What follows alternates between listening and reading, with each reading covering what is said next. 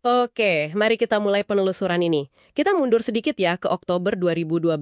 Coba bayangkan, Anda diundang lihat demo produk startup baru namanya Sesbi.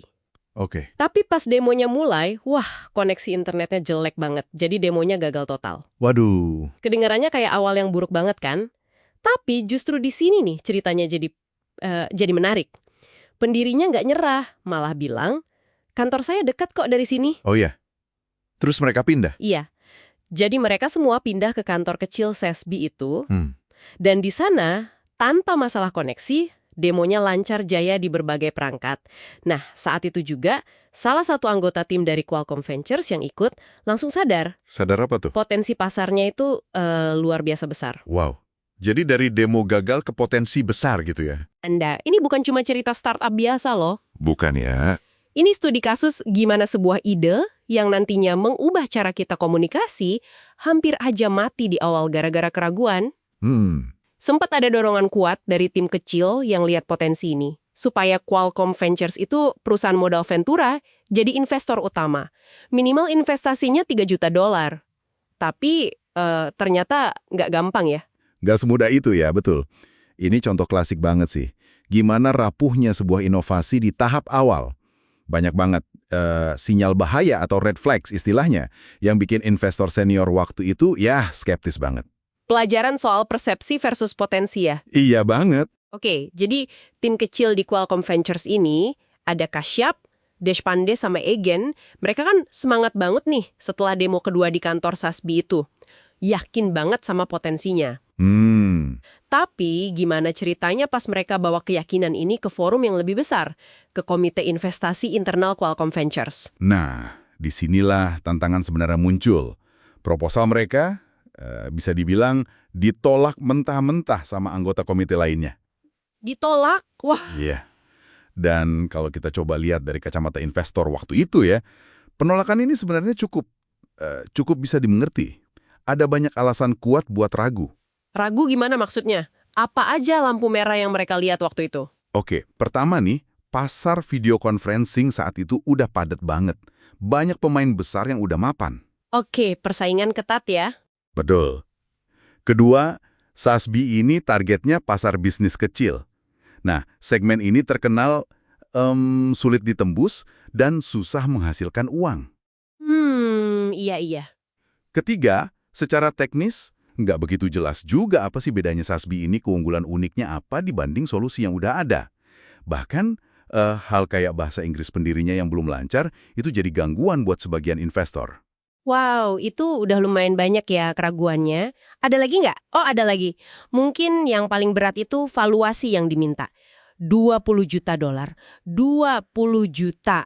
Untuk startup baru. Iya, angka ini dianggap tinggi banget buat startup yang kondisinya waktu itu baru punya satu pendiri utama, tim engineer-nya ada di Tiongkok, dan yang paling penting belum punya satupun pelanggan berbayar. Waduh, belum ada pemasukan sama sekali ya. Belum? Ditambah lagi, fakta bahwa 8 firma modal Ventura lain, visi lain, yang kerjanya emang investasi di startup, itu udah nolak mereka sebelumnya. 8 visi udah nolak. Iya, ini bikin skeptisisme makin kuat kan? Jelas, kayaknya susah banget ya diterima proposal kayak gitu. Analoginya menarik juga tuh.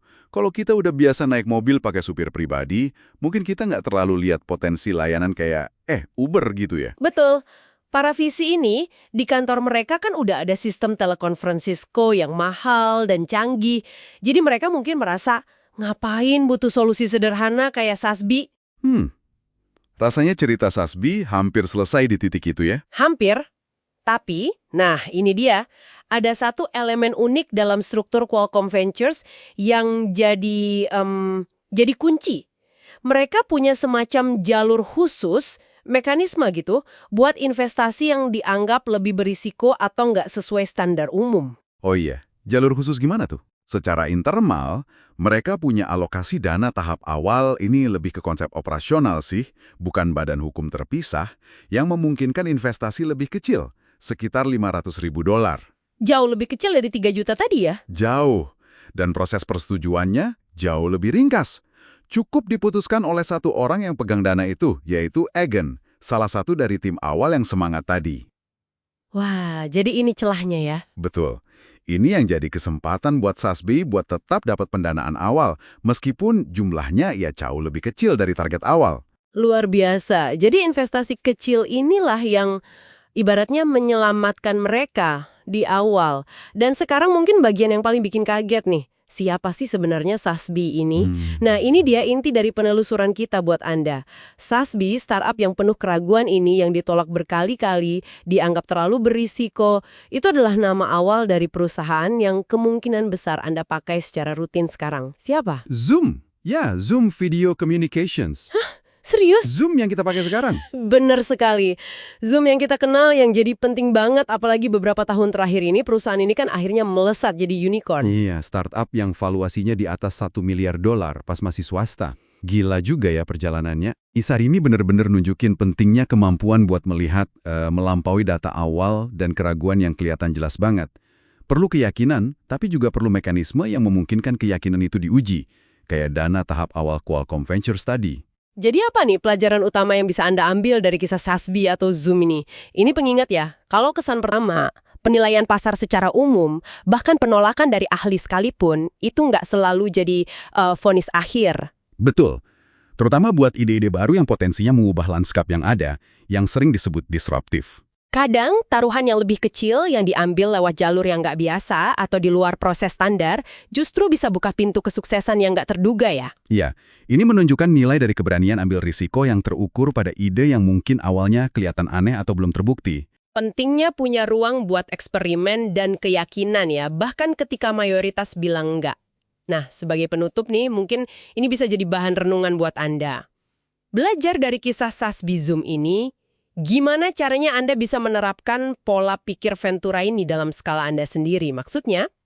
Gimana cara Anda melihat potensi tersembunyi di tengah keraguan? Baik itu dalam pekerjaan, investasi pribadi, atau bahkan pas menilai ide-ide baru di sekitar Anda.